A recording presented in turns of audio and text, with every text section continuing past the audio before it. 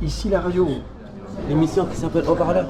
Il faut m'expliquer le concept peut-être. On pense à un homme qui parle debout. Quelqu'un qui se lève pour énoncer sa parole. Les haut-parleurs. Ah, ça peut faire penser à mon téléphone aussi. Sur quel thème c'est? Ça fait penser à la démocratie, en gros. L'émission qui s'appelle Haut-Parleur. Lundi 14h-15h à la cafette. C'est bien.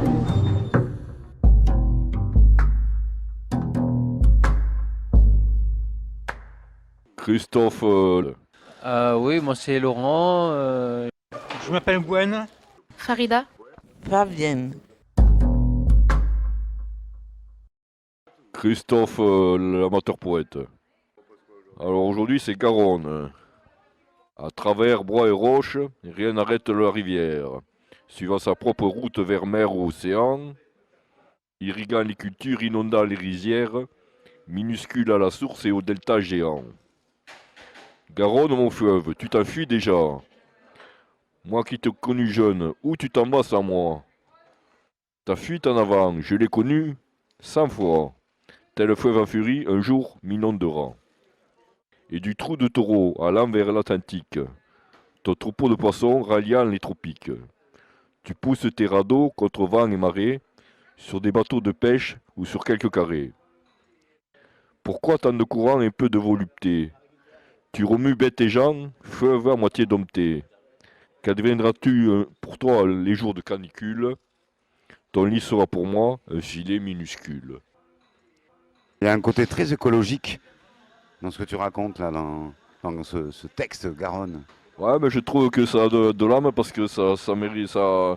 D'un côté, on parle du fleuve et d'un côté, on parle du vécu de la personne. Moi qui ai plusieurs expériences et plusieurs vues. Ouais. J'écris petit parce que j'ai toujours peur de manquer de place. Comme je collectionne beaucoup de choses dans ma vie, il me faut vraiment beaucoup de place. Allez, on va laisser le métro. Je m'appelle Gwen. Je suis de Paris 93 et 92. Quel bled? C'est quoi la ville dans le Nord? Romainville, 92. Ok. Je suis resté 5 ans, après je suis parti venir vivre à Toulouse. T'es jamais revenu à Romainville? Non. Ok. Et j'ai écrit des lettres à ma famille. Ok. Et voilà, il me rend bien. J'ai des colis. J'ai une écharpe et des chaussettes. Et voilà quoi. Et ben, ça, je fais plein d'activités. Plein, vas-y, ouais. Menuiserie. Et je travaille au bar. Au bar. Hein, Bien ça. et atelier cuisine. Waouh. Qu'est-ce que tu fais au niveau de la bouffe? De tout. Ouais. Il y a longtemps, c'était pas compliqué. On a fait des hamburgers. Et à l'entrée, au dessert, il y avait un gâteau yaourt. Et voilà quoi.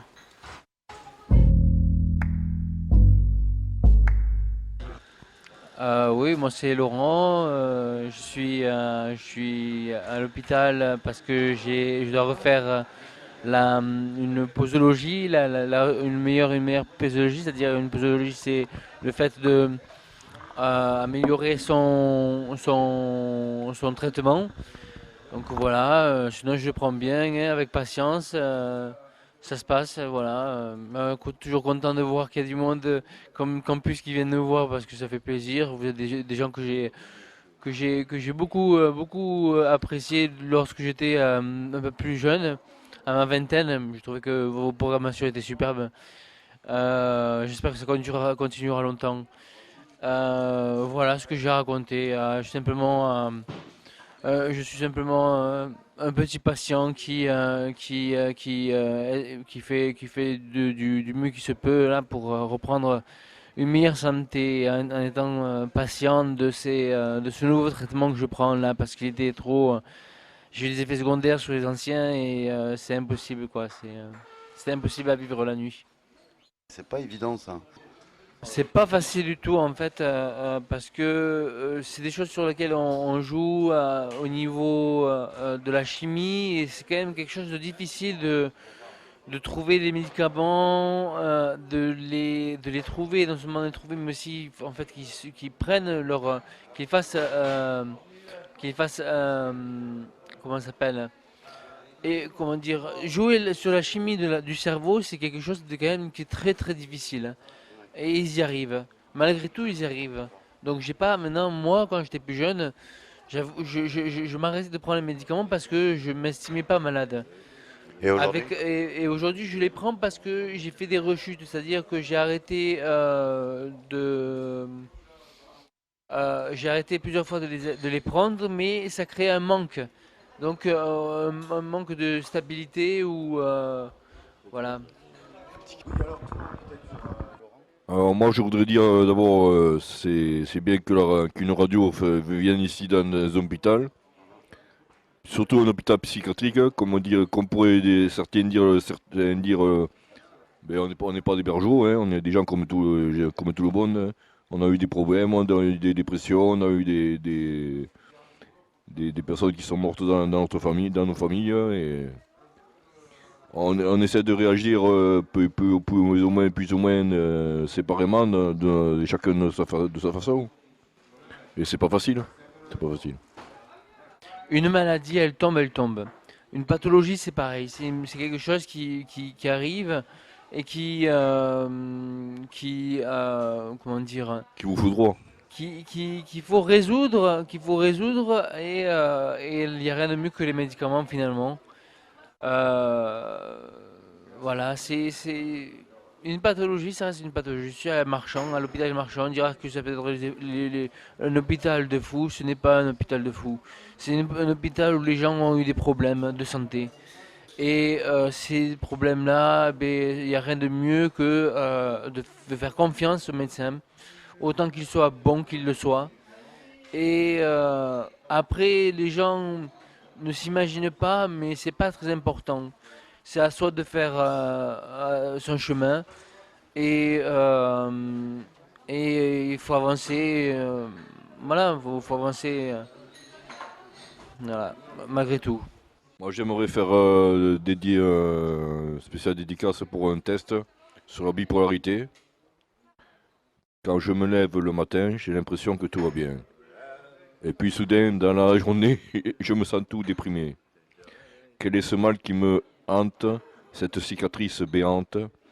Comment devrais-je réagir? Je ne sais pas comment le dire. Et tout à coup, le mal s'arrête, et je me sens vraiment trop bête. Mais le malaise continue, j'ai l'impression d'être à nu. Je vise une situation où j'ai de l'imagination. Et j'écris du matin au soir pour décrire mon désespoir. Comment pourrais-je résister à tous mes démons du passé? C'est pas facile, mais il faut y croire, à travers tout ce qu'on peut y voir. Alors j'écoute la morale qui me dit que je ne suis pas normal. On me dit prends ton traitement et tu iras normalement. Quelle est donc cette normalité? On l'étudie en faculté? Il y a des non-sens en médecine, la moyenne des internes décline. Le lobby des médicaments, c'est ça qui me fait peur vraiment. Et en face des psychologues, je comprends pas leur monologue. Mais vous êtes fous? Oh non, différent c'est tout. Moi je voudrais dire que la poésie, ça m'a permis d'exprimer, de verbaliser mes mots intérieurs, M-A-U-X, tout ce qui était mauvais chez moi, ou ce que les personnes voyaient de mal à moi. Et ça, ça fait très mal, ça.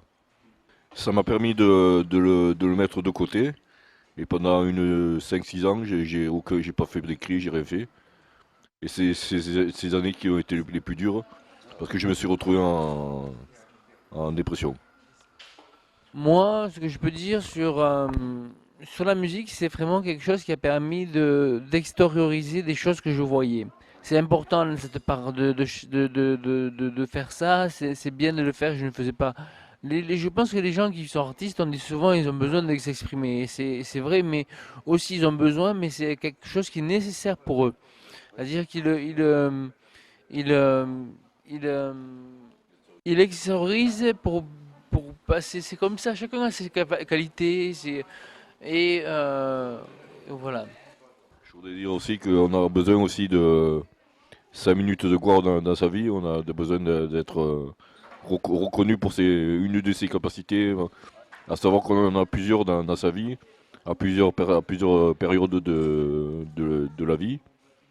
Mais on a besoin de s'extérioriser et de montrer aux autres qu'on vaut quelque chose. On en a besoin. C'est pas ton avis?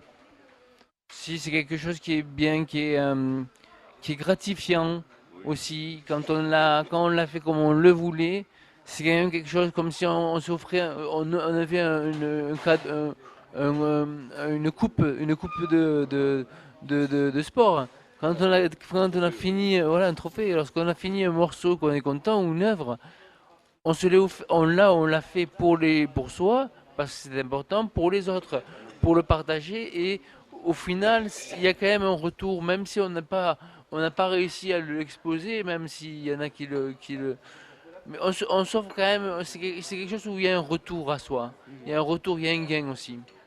Moi, je voudrais dire aussi que c'est quelque chose qu'on fait de personnel, mais on le fait pas rien que pour soi, on le fait pour que les autres l'entendent, qu'il y a du travail derrière et qu'il y a un mal aussi derrière. C'est des fois c'est pas parce qu'on est forcément joyeux qu'on est joyeux dans la vie. Il faut savoir, moi, l'exemple de Coluche, il était très triste dans sa vie. Et pour, non, mais il a eu une enfance triste, très, très malheureuse, hein, et pourtant, ça a été un des plus grands comiques de tous les temps, hein. Moi, je dis de tous les temps, hein. Ah oui, c'est vrai, c'est le meilleur film, hein. Oui, ouais, moi, c'est ce que j'aime aussi dans ce que je pense de la création. On est toujours, quand on est créateur, quelqu'un qui suit une source ou des sources. On est toujours celui qui, à la fois, honore le passé et la tradition de ce qu'il fait, et à la fois le futur ou le présent, parce qu'il le reproduit, mais il le reproduit à sa façon. Je pense à ça parce que dans mes morceaux, je faisais à base de reggae. Je faisais du reggae et j'ai ajouté je faisais du rap avec cela. Et pour jouer le reggae, il faut savoir qu'est-ce que c'est le reggae. C'est-à-dire comment jouer la guitare, comment jouer la basse, comment jouer la batterie. Et c'est pareil pour toute autre musique. Il faut savoir d'abord une base pour après en ajouter comment dire, sa patte. Moi, ce qui m'inspire dans tout ce qui est pour poésie et poème, c'est que chaque mot peut signifier plusieurs choses à la fois. Et en fonction de ce qu'on dit, de son état d'âme, de ses états d'âme, de ses démons, on peut rater ou on peut réussir une poésie. Mais même une poésie ratée, c'est quand même un produit. Même raté, c'est quand même un effort. Et c'est quelque chose faut se gratifier. Et qu'il faut garder, il ne faut pas déchirer. Moi, j'ai gardé des textes qui valaient rien, mais je les ai gardés. Peut-être que le jour, ça vaudrait quelque chose. Peut-être que le jour, je serai à l'Académie française. Mais c'est pas mon but. Déjà, si tu peux faire un petit recueil, c'est déjà super. Ah oui, tu accumules comme ça tes écrits. À partir de 100 pages, c'est déjà un petit recueil, quoi. Moi, je voudrais dire aussi que des fois, il m'arrivait d'en faire 4 ou 5 dans la journée, hein. Et j'y passais de 3 heures du matin à 23 heures du soir. Voilà. Je mangeais pas des fois même. Maladif.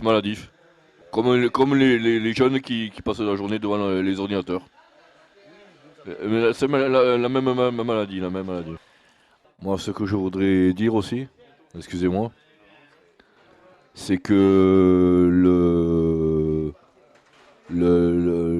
but de ces asiles dans lesquels nous étions, enfin nous sommes, au début, ça devait être des sociétés autonomes. Pour pas qu'il y ait de contact avec l'autre public.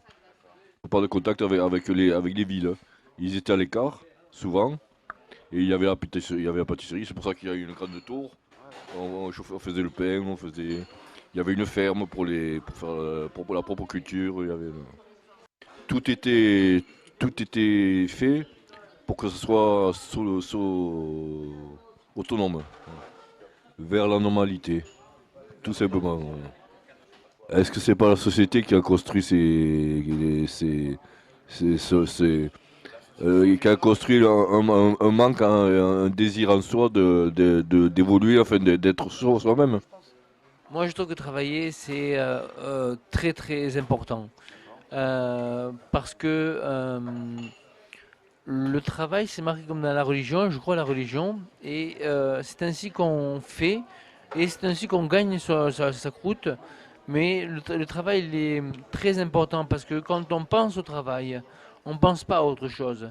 Et quand on pense pas, quand on est sans le travail et qu'on n'est pas en activité, on pense pas à tout et à rien. On n'avance pas sans le travail. Moi, je pense qu'il faudrait faire peut-être du travail, mais moins de 35 heures, je trouve que c'est une bonne chose, c'est une bonne méthode. 35 heures, c'est assez. Et heureusement qu'il y a les 25 heures aussi, qu'il y a aussi les militants, mais par exemple, je pense il y a un besoin, c'est nécessaire. Moi, j'ai rien à dire sur ça. Moi, j'aimerais bien que les gens qui travaillent, ils puissent avoir une évolution dans leur travail, c'est-à-dire de passer d'un cadre à un autre, mais en restant toujours dans la même voie. Mais par exemple, les boueurs, toute sa vie de 45 ans, de 40 ans de faire les boueurs, est-ce que le mec il a évolué lui alors il pourrait monter dans l'administration, il pourrait montrer, j'aimerais bien que il y ait de l'école encore après les 20 ans ou après les études supérieures, que même dans son travail on puisse avoir le choix de le faire plus facilement, de changer de travail. Mais le travail, pour moi, il est très, très, très, très important. C'est quelque chose qui est, on peut pas tout expliquer. Moi, je vais pas pouvoir tout expliquer. Mais sans le travail, voilà, c'est ce que je pense. Est-ce que je pourrais faire une chanson sur la psychiatrie qui s'appelle Pauvre Fou? D'accord. Je vous préviens que vous soyez psy ou docteur, je ne prendrai plus mes cachets, je préfère hurler de douleur. Fini tous ces médicaments, tout ça ce n'est que du vent. J'ai fait un pacte avec Satan, oui je mourrai dément. Je n'étais qu'un fou, et par amour, elle a fait de moi un fou d'amour. Le dépacote, le parkinane, s'il vous plaît, ne m'en prescrivez plus. Tous ces psychotiques, gardez-les, je ne les avalerai plus. Je veux avoir mon libre arbitre et prendre mes propres drogues moi-même. Non, je ne veux pas toutes ces drogues dans mes veines. Je n'étais qu'un fou, et par amour, elle a fait de moi un fou d'amour. Je vous en prie, m'enfermez pas dans un hôpital psychiatrique avec un traitement de cheval et une discipline tyrannique. Je veux rester en liberté et marcher dans les herbes folles. Je ne veux pas baver partout et porter une camisole. Je n'étais que fou et par amour, elle a fait de moi un fou d'amour. Tout, tout, tout, tout, tout, tout.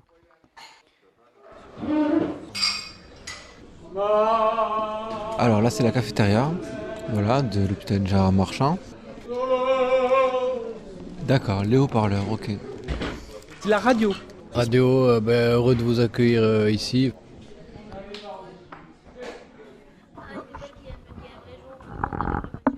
Bonjour, C'est quoi votre prénom? Farida, j'ai 30 ans, Très bien. 31 ans.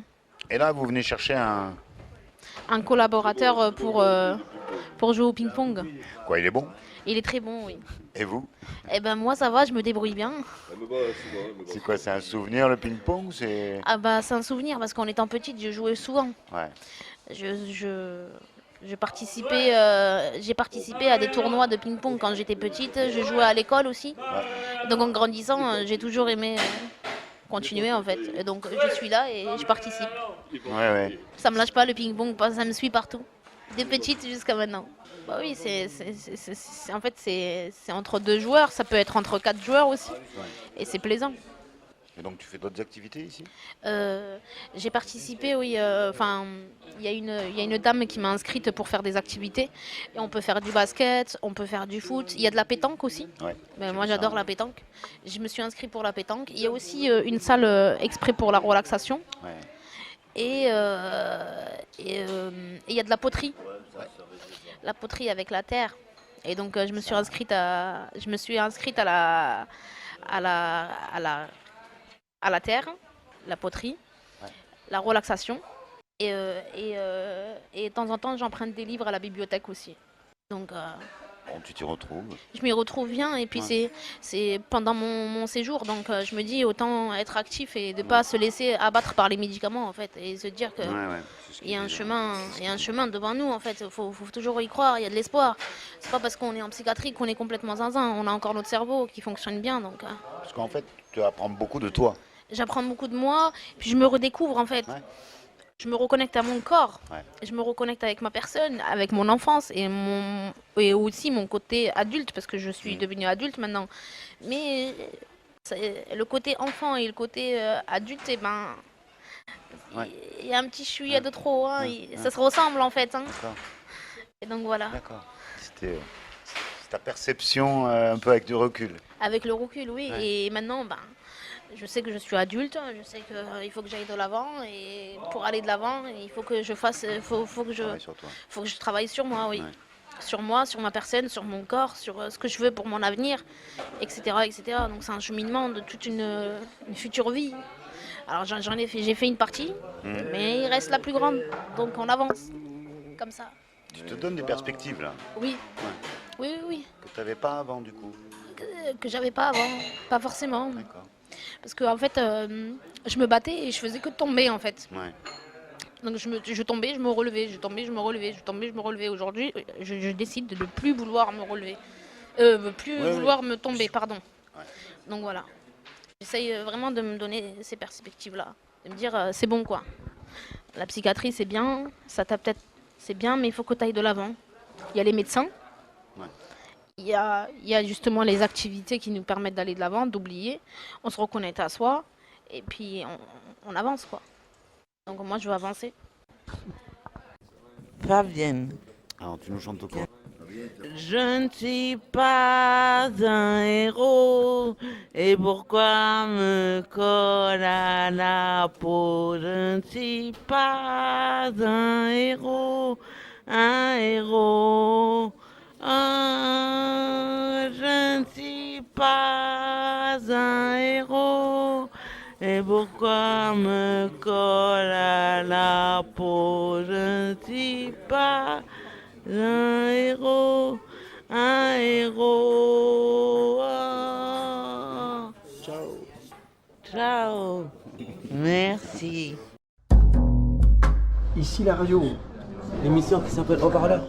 Lundi 14h-15h à la cafette. À la cafette. Centre hospitalier Gérard Marchand. C'est bien.